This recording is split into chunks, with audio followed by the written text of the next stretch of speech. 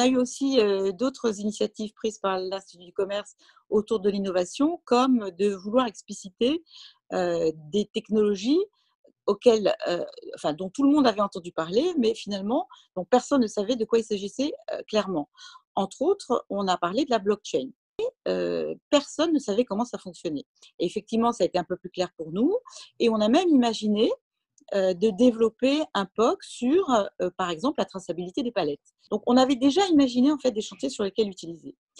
Et quand je vois qu'aujourd'hui, en mai 2018, donc moins d'un an après cette première initiative, Facebook crée une direction blockchain à l'intérieur de sa division infrastructure, je me dis que franchement l'Institut du commerce avait été innovateur sur ce sujet. J'ai connu l'Institut du commerce par l'IFLS, voilà, donc où j'ai participé à différentes manifestations et j'étais également administrateur de l'IFLS.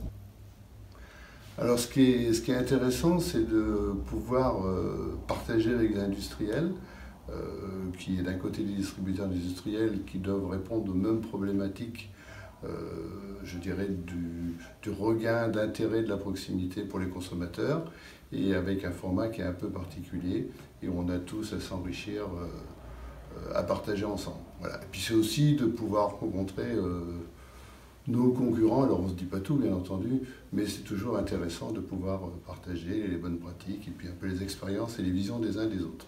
Donc c'est intéressant notamment pour les industriels qui ont besoin de connaître les particularités et les besoins des clients de proximité pour lorsqu'ils rencontrent nos acheteurs, pouvoir faire des propositions qui puissent convenir à tous les consommateurs.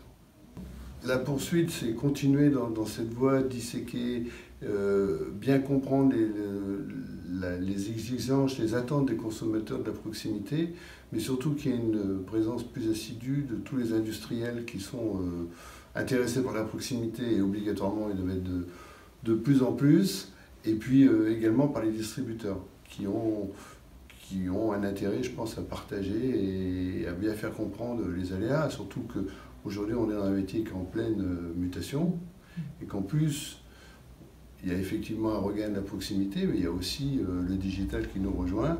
Et je pense que tous ensemble, on va arriver à trouver des solutions qui nous permettront demain de développer notre chiffre d'affaires, ce qui est notre objectif premier.